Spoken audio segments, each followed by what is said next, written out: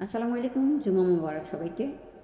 আমি যে কারণে ভিডিওটা বানিয়েছি, এখন বর্তমানে ডেঙ্গুর প্রকোপ বেশি বেড়েছে।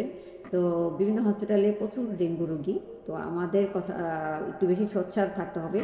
সেটা হচ্ছে গিয়ে আমরা বারান্দায় অনেকেই গাছ লাগাই টবের মধ্যে।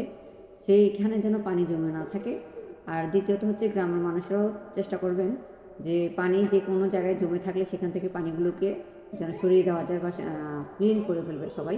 কারণ এখন ডেঙ্গুর যে ডিজিজটা সেটার মধ্যে এখন প্লাটিলেট খুব দ্রুত কমে যায়।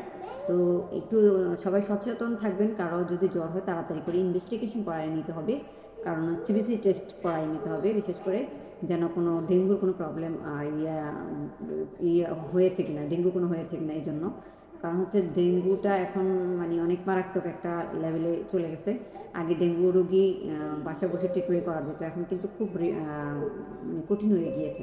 তার জন্য সবাই একটু ডেঙ্গুর কারো জ্বর আসলে সবাই একটু তাড়াতাড়ি করে ইনভেস্টিগেশন করিয়ে নেবে।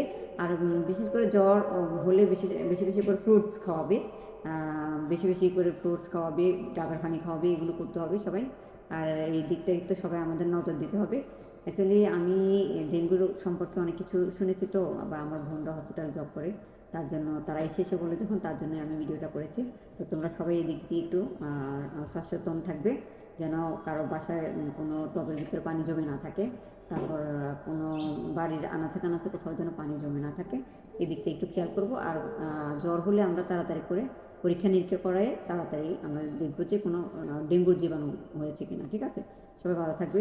আর সবাই বেশি করে ভিডিওটা শেয়ার করে দেবে। অসংখ্য ধন্যবাদ সবাইকে। আসসালামু আলাইকুম রহমতুল্লাহি ওয়া বারাকাতুহু।